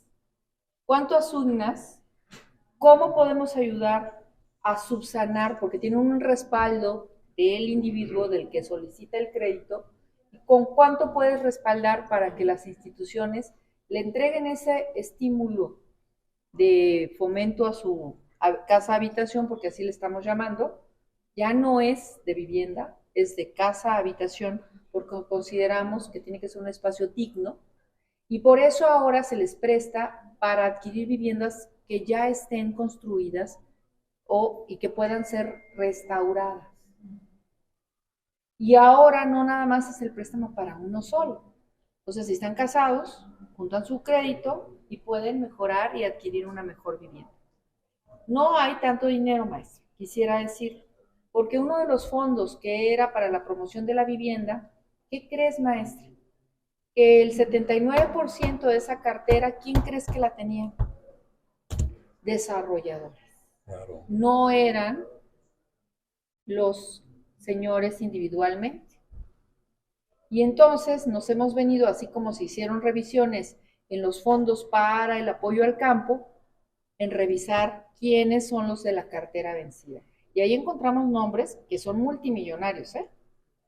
Ahí para que ustedes sepan. En la de la cuestión de la viabilidad, arquitecto, sí me interesa mucho el agua. Por eso insistí en ser presidente del Grupo de Amistad de Corea, por dos sencillas razones. Uno, son los reyes de la sustentabilidad en el mundo. Dos, son los desarrolladores de mayor calidad de vivienda para sus habitantes. Y esto no quiere decir que sean espacios inmensos, ¿eh? Son espacios dignos donde hay armonía y el que habita allí puede tener una familia adecuada. Dos, el manejo del agua que hacen los coreanos es el perfecto. Cada casa tiene su sistema de entrada de agua, limpieza de agua y la regresa al drenaje como la recibió. Y esa agua todavía pasa por otra planta para que cuando llegue de nuevo sea agua bebible. No se vende agua embotellada en Corea. No hay, no existe. Se venden bebidas y se venden otras cosas, pero no hay agua embotellada. Porque tú te paras en un parque y bebes agua y sabes que estás viviendo una calidad de agua adecuada. 10 empresas de los monstruos internacionales se juntaron para limpiar el río más contaminado de Corea y lo hicieron en un año. ¿Hacer eso con Chapala? Pues fíjate que quise traer una donación de estas empresas a Jalisco y un funcionario público no lo quiso. Así se los digo tan fuerte. Pero si algún día llego a encabezar el Ejecutivo, por supuesto que va a pasar eso. Número 2, en relación al agua pluvial o la recolección, hemos permitido que los municipios maten los mantos freáticos y los puntos de absorción por la no contención de la marcha urbana, pero también por el no respeto de estos puntos de absorción. Tiene razón, arquitecto. A veces las obras hidráulicas no tienen el lucimiento de esculturas y de... que por cierto han puesto unas horrendas. Yo digo, qué gusto tienen estos señores. Son ingenieros. Pues son ingenieros, ¿verdad? Exacto, tienes razón. Pero sí hay que hacer una reestructuración de todo el sistema hidráulico, de la captación de aguas de lluvia, de la captación de aguas y también una exigencia del cumplimiento de las NOMS, porque da la casualidad que las NOMS las tienen que salvaguardar los municipios y ellos son bien omisos. Así quieren el presupuesto para las plantas tratadoras, pero ¿qué hacen por la aplicación del NOM? Pues no la hacen. Así, ni la 1, ni la 2, ni la 3, ni las nada. Les vale sombrillete. Y otro punto que tenemos grave en el estado de Jalisco es el de los residuos sólidos y líquidos. La contaminación de mantos freáticos, ¿no?, por la no aplicación de la industria principalmente, pero también, ojo, esto es bien importante, de la casa habitación. Del campo. Sí, pero gracias a un presidente responsable que dijo cero glifosato, estamos cambiando eso. Y a pesar de la crisis que están viviendo en la guerra, allá en las yugos, ¿no?, allá contra rusos y ellos, nosotros ya tenemos plantas que están generando fertilizantes libres de glifosato. Y de los 2 millones de beneficiarios que tuvo el programa de fertilizantes, la mayoría fueron libres de glifosato. Y la presión que hemos recibido por parte de las grandes industrias glifosateras, ¿no?, del mundo ha sido mucha. Y hay que reconocerle al presidente el hecho de que haya querido que México sea una tierra libre de glifosato. No es un tiro fácil, ¿eh? Y no se lo echan porque es Bayer, porque es Klinchem, o sea, son empresas totototototas, monstruos financieros que te amenazan, que hacen, que pegan, que sacan cosas en la bolsa para pegarte en otro lado. Y a pesar de todo eso, el manejo sustentable de México le ha dado el reconocimiento internacional. No estamos mal financieramente y no se dejen engañar. El hecho de que tengamos una moneda fuerte ante un dólar habla de nuestro manejo de la inflación.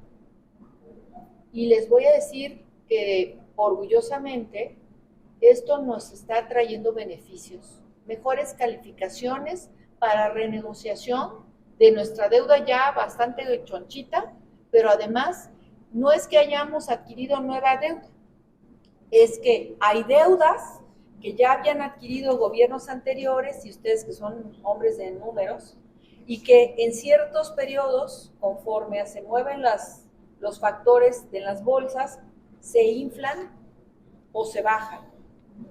Jamás se bajan, se inflan. Es la realidad, es que la bolsa es muy lista. Entonces, esta adquisición de deuda es obligada. ¿Qué quiere decir? Si tú no me pagaste en tiempo y forma esto, yo te voy a cobrar entonces esto. Y eso es lo que pasó. Ahora, pagando deuda, porque hemos pagado deuda, vamos a tener una mejor calificación con nuestro nivel de inflación. ¿Y qué es nuestro problema principal?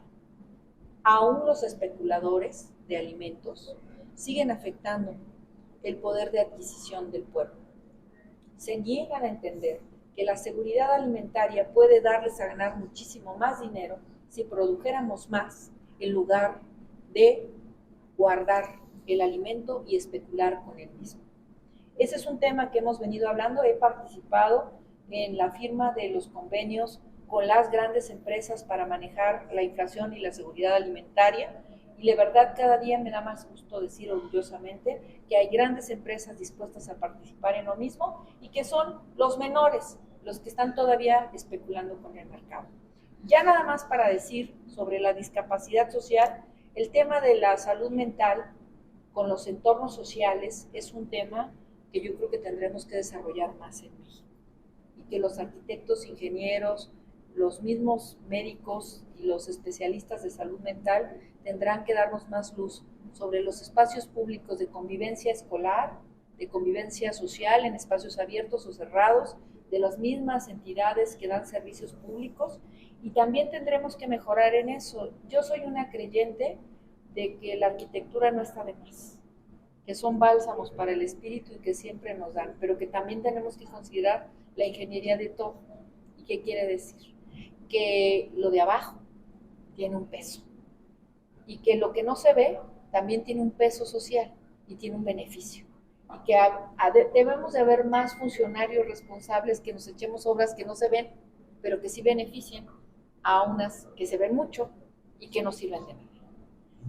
Me preguntaba el caballero, adelante, hay arquitecto. dos Sí. preguntas, si gustas, y con eso cerramos. Sí. 3. ¿Me permites? Van a ser tres intervenciones, quiero que sean breves, por el arquitecto Alejandro Vaidovich y el ingeniero Ulloa. Adelante. Por alusiones personales. Señores, los mantos unidos es como el tanque de combustible del automóvil. Se echa a andar el automóvil, no se recarga, eso está pasando con los mantos unidos. Falso que se pueden infiltrar en las aguas. Es relativamente muy bajo la infiltración de las aguas. El acuífero más grande del continente americano, según los científicos de la NASA, Joseph Mercola y James Smith, ubicado en Kansas, se comenzó a explotar en 1960 para la agricultura intensiva y para la ganadería. Se está batiendo la velocidad de 6 pies por año y la recambia es medio pulgada. Yo como constructor he construido 52 pozos de infiltración que no de absorción. Se llenan en cuestión de media hora máximo, hay que poner un rebosadero porque no se pueden infiltrar las aguas. Si se infiltraran, señores, no habría represas, no habría lagunas. Por consecuencia, aprovechemos las aguas de lluvia, que es el único caudal cierto que existe sobre los continentes. Lamentablemente contamos con autoridades sordas, con todo respeto, diputados, senadores, regidores, municipales. Hemos tenido que hablar muy fuerte para un proyecto, no solo para Guadalajara, para La Paz, para Los Cabos, para la Ciudad de México, a quien entregamos a Sheinbaum, un escrito concreto, ni siquiera merecemos respuesta. Para Guadalajara, tenemos proyectos serios, asesorados probablemente por gente que sabe realmente hidráulica. Entonces, finalmente, el error de nuestras autoridades de la sociedad es no considerar a las ciudades como un organismo vivo integrado por órganos y sistemas, no crecimiento desarrollo que crecimiento vigoroso. Arquitecto, antes de que termine, ¿a quién le entregaron el proyecto de Claudia Sheinbaum? ¿Directamente a ella? ¿Perdón? ¿A quién le entregaron el proyecto de a Claudia Sheinbaum? ¿Directamente a ella?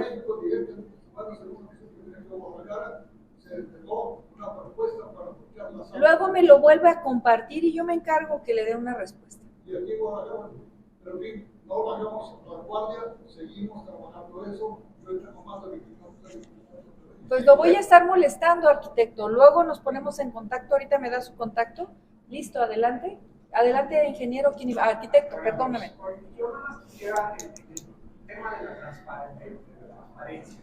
O sea, ¿qué han hecho ustedes por los proyectos? O sea, hablo de los resultados que son más buenos o peores, ¿no? Pero cuando no se tiene un proyecto ejecutivo, ustedes han fiscalizado esos proyectos, ¿existen o no existen? Pregunto, ¿o son ocurrencias? ¿Quién los hace? ¿Quién los contrata? ¿Sí? Porque a los arquitectos no nos han llegado los proyectos, ni el Tren Maya, ni todas esas cosas. Mucho está haciendo la UNAM. Sí. Adelante, ingeniero, échele. Eso también tengo respuesta para usted, porque también teníamos la misma duda los diputados. No crean que me vas a hacer. O sea, quiere decir que vas para diputado que hueles. Arqui, venga. Adelante. Fíjense que cuando llegó Movimiento Ciudadano, se llenó de letreros de breve proceso de embargo. Digo, extrañamente, como política pública, ¿no? Las personas que tienen vehículo, pues hemos ido sufriendo cada vez más con este gobierno. Es decir, pasamos de tenencia a fotomulta, a parquímetros exageradamente eficientes, y ahora pues, la verificación. Y eso del transporte público y privado, no sé, los transportistas de ciudadanos y de mercancía, si incluye algunos impuestos adicionales, ¿no? Pobrecito. Así es. Entonces, pues pareciera que de repente la ciudad se está abocando hacia unas pocas personas, ¿no? Los que tenemos vehículo, pues cada vez se nos entorpece más la circulación, como el periférico ahora con este Metrobús, bueno, saturadísimo, ¿no? Hidalgo, el estrés. Exactamente, el estrés y el tiempo y el gasto que eso conlleva. Contaminación. Si en algún momento existiese la posibilidad pues, de dar reversa a ese tipo de políticas que de repente pues son sumamente antisociales para un sector en específico. Y eso me lleva a algo más. O sea, pareciera que el gobierno el gobierno del Movimiento Ciudadano está demasiado metido en favorecer a unas minorías. Ejemplo, las bicicletas. Yo sé que a todos nos gustan las bicicletas, pero si se trataba de dar un espacio a un grupo vulnerable, ¿por qué no se lo dieron a las motocicletas? Que son muchísimas, que hay accidentes muchísimos, y bueno, pues también merecen un espacio especial para evitar ese tipo de cosas. La pregunta es, pues en ese sentido, ¿se puede dar reversa? Y dos, ¿qué significaría para Jalisco? Pues darle reversa a toda esa corrupción, pues, que a mí me asombró, hice las cuentas, 50 centavos por cada automovilista, a cambio de que nos cobren casi 500, 700 por la verificación.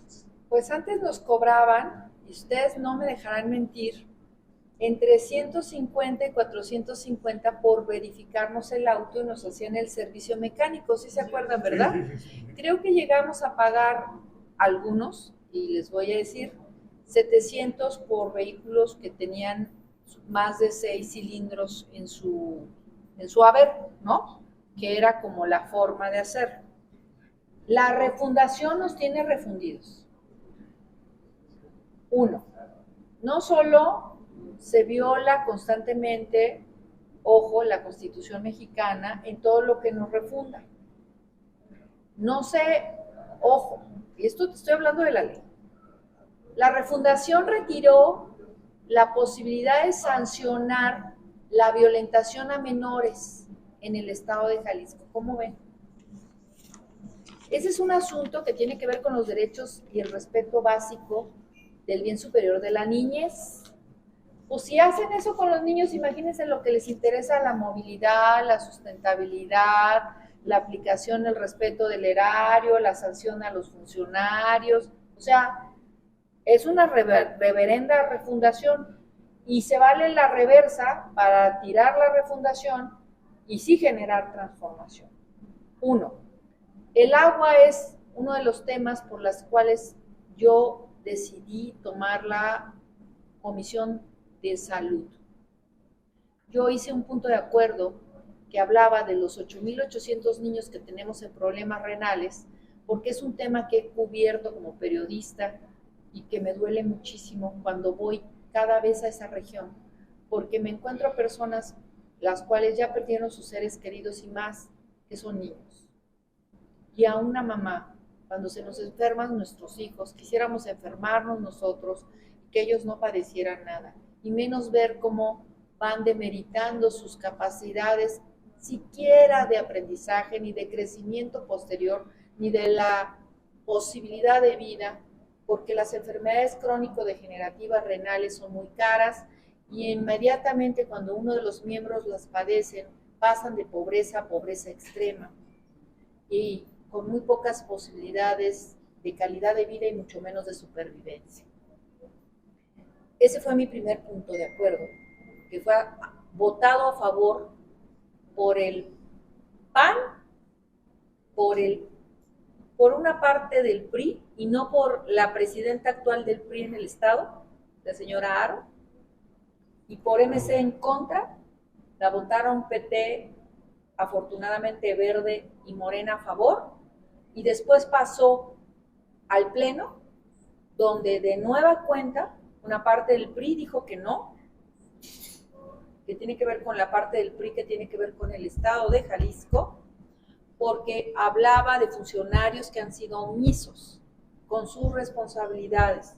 Desde luego ningún diputado de MC lo votó a favor, y sí encontramos el respaldo del PAN, porque hay muchos médicos dentro del PAN que pues están conscientes de las enfermedades crónico-degenerativas que hay en el estado, o son vecinos de Guanajuato y tienen muchos enfermos que viven en las fronteras y que van al sistema de salud en Guanajuato, ¿no? Entonces, sí es un tema que me preocupa, y si a mí me tocara encabezar el ejecutivo del estado, pues los coreanos, señores, vengan por favor y donen mi planta aquí, pónganla y ayudemos un poquito.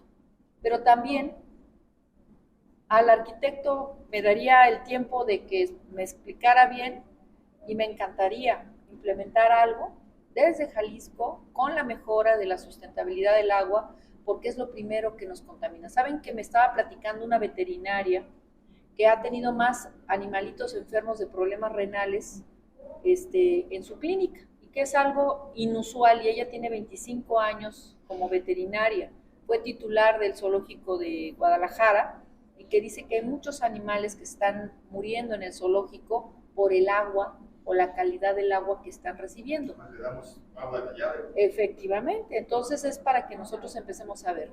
Y otra de las cosas es, ya nada más para cerrar, sobre el estrés de movilidad. Yo considero que tenemos que rescatar nuestras urbes y nuestras vías de comunicación en Jalisco. Tenemos carreteras que están inundadas porque se hicieron allá en Ciudad Guzmán, ¿no? En Zapotlán, porque se hicieron así, con una lógica, a un lado de una laguna, pues si llena el agua, ¿qué va a pasar? Digo, los ingenieros no van a dejar, ¿y ahí cómo? Compadre, ¿verdad? Ah, pero fueron a inaugurarlas con videos, con drones y... ¿no? Perdón, ¿así?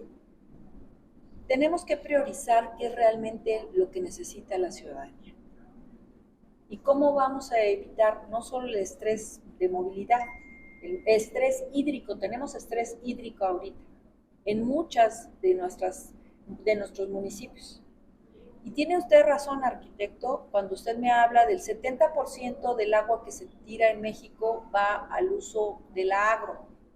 Ya hemos hecho mención a diferentes sectores para hablar sobre la reutilización del agua en los sectores agros, pero también en el mejoramiento del mismo.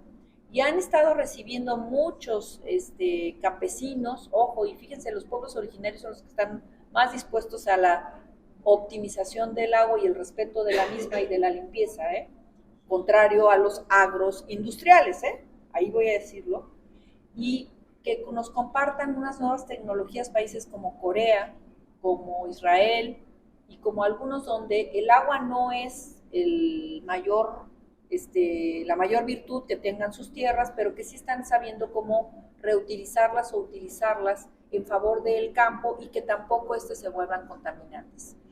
Tenemos un grave problema tenemos 9 zonas de contaminación de agua en México, graves, con más de 9 metales, y Jalisco es una de ellas. Si ustedes se enferman más, les da problemas en su piel, en sus ojos, en sus dientes, pues es por la contaminación del agua. No tenemos plantas saneadoras, tenemos plantas tratadoras, solo le meten un poco de oxígeno, pero pues el oxígeno con toda la porquería que hay en las cañerías, pues ya valió sombrilla, ¿verdad? Y llega el agua. Yo el otro día les dije a mi mamá, pero mi blusa está naranja, y yo no quiero ser naranja, este color no me gusta. Y me decía, es que así salió el agua, naranja, y dejó la ropa blanca así. Entonces, sí creo que es un tema que tenemos que abordar de otra forma y que el presupuesto tiene que ser mejorado. Yo les pediría, tengo que ir a otro evento. Yo no me empiecen así con él. Entonces, por respeto a los que me están esperando, ¿no? Que ya tienen un poquito, les agradezco profundamente me hayan invitado. Y que no sea la primera vez, pero yo les voy a dejar otra tarea, arquitectos. Esto se construye en comunidad. Y a mí me encanta que los especialistas construyan lo suyo, lo que realmente construyen. Y si ustedes me ayudan, pues que este estado sea mucho mejor, en todos los sentidos. Y soy una persona que estudió en San Carlos pintura. Ustedes sabrán si valoro o no valoro la arquitectura.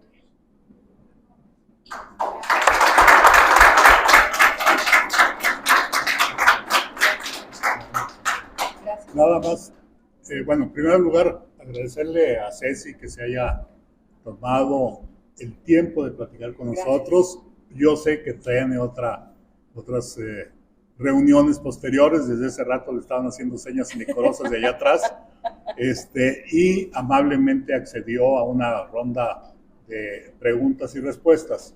en ese sentido. Y nada más para que no quede volando el tema que decías, arquitecto Alejandro Vaidovich, de los proyectos ejecutivos.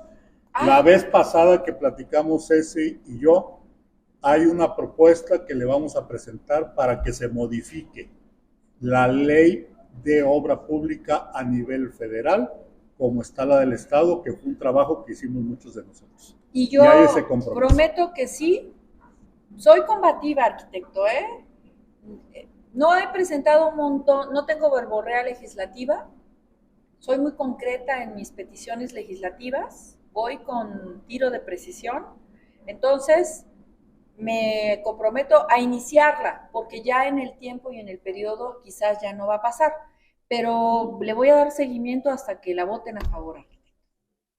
No, gracias a ti. Y sobre los proyectos del tren, te voy a dar muchas ligas, que sí hay.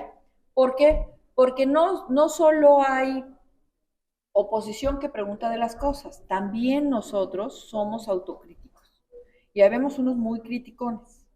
Y más, imagínate, si yo descubrí lo de Segalmex, imagínate si no me pongo y me aplico. Me he puesto y me he aplicado. Y me han dado la opción de muchas ligas que están públicas, que a lo mejor no son tan sencillas en estas rutas, pero que yo me comprometo a compartírtelas. Y ahí hay muchas cosas interesantes que yo también he aprendido y que le aplaudo, fíjate bien, los ingenieros y los arquitectos del ejército son unos buenazos. Y hay cosas que me han sorprendido y que me han llevado personalmente a explicarme por preguntona, ¿no? Por preguntona, pero que también me ha dado mucho orgullo tener autoridades castrenses que no solo se dediquen a construir, como dicen algunos, guerra, sino a construir paz y patrimonio. Y es un orgullo para mí saber que estos hombres y mujeres se entrenaron no solo para la guerra, sino para la paz, y que son orgullosos arquitectos e ingenieros que le dan alto al nombre. Y ustedes, si conocieran, voy a tratar de invitar a algunos de ellos para que ustedes conozcan en corto su trabajo y puedan ver muchos avances que algunos extranjeros ya están tomando en ejemplo. Muy bien. Pues de nuevo, muchas gracias. ¿Sí?